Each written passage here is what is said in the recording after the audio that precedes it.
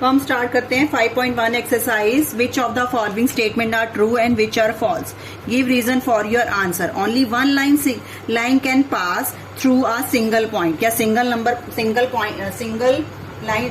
Point में से सिर्फ ओनली वन लाइन ड्रॉ कर सकते हैं? तो हमने बोला था सिंगल पॉइंट में से, हम सिंगल पॉइंट है तो उसमें से बहुत सारी लाइन पास कर सकते हैं, देखो है ना।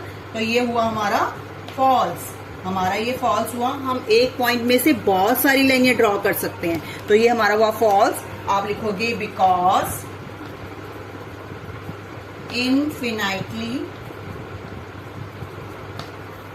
infinitely many lines can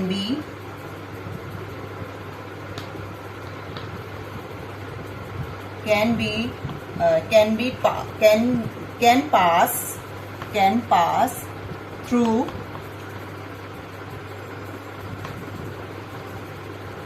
a single point. इस सिंगल पॉइंट में से बहुत सारी लाइनें हम पास कर सकते हैं, सिंगल पॉइंट में से बहुत सारी लाइन पास कर सकते हैं। तो इसमें लिखा है सिर्फ एक ही, इसमें एक पॉइंट में से सिर्फ एक सिंगल पॉइंट में से सिर्फ एक लाइन ड्रॉ कर सकते हैं, नहीं, एक सिंगल पॉइंट में से हम इन्फिनेटली, जिसका कोई अंत नहीं है, उतनी लाइनें हम इसमें ड्रॉ कर सकते हैं। तो ये हमारा आंसर फर्स्ट का हुआ फॉल्स। सेकेंड पॉइंट है there are an infinite number of lines which pass through two district points.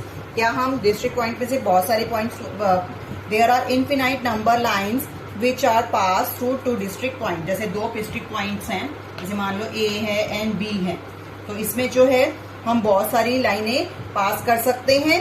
तो हम इसमें से लिख देंगे बिकॉज सिंगल लाइन में हम दो पॉइंट में से सिर्फ दो सिंगल लाइन ही ड्रॉ कर सकते हैं। इन दोनों में से सिर्फ सिंगल लाइन ही ड्रॉ कर सकते हैं। अगर दो पॉइंट्स हमें दिए हुए ए एंड बी पॉइंट, तो हम इसमें एक सिंगल लाइन ही ड्रॉ कर पाएंगे और कोई लाइन ड्रॉ नहीं कर पाएंगे। तो हम लिखेंगे फॉल्स। आप लिखोगे false because a single line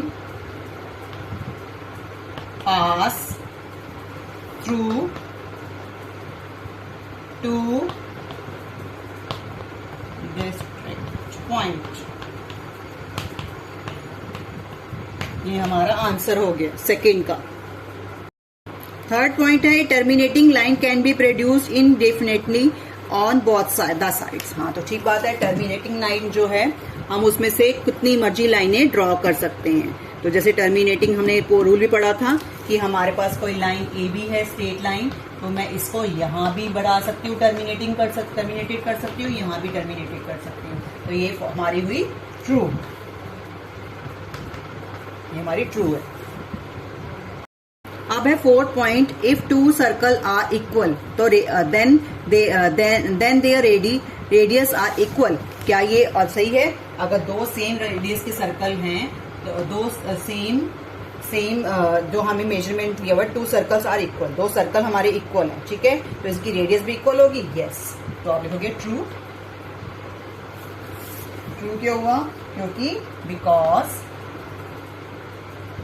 constant areas depend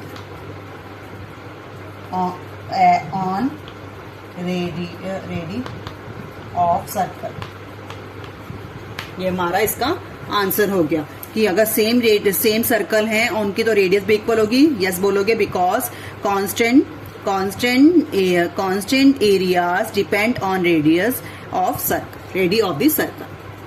अब है इसका लास्ट ट्रू फॉल्स का। इन फिगर 5.9 आपको तीन चीजें ड्रॉ करके बताई हुई हैं। क्या बताना है कि ये ए बी जो है पी क्यू के इक्वल है, पी क्यू एक्स वाई के इक्वल है, फिर ए बी एक्स वाई के भी इक्वल है। तो आपको बताना है, तो आप लिखोगे ट्रू। क्यों?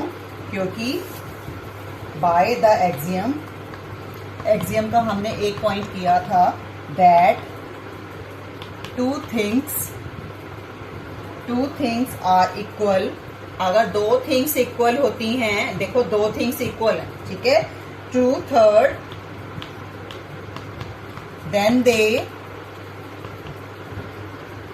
Are equal to each other.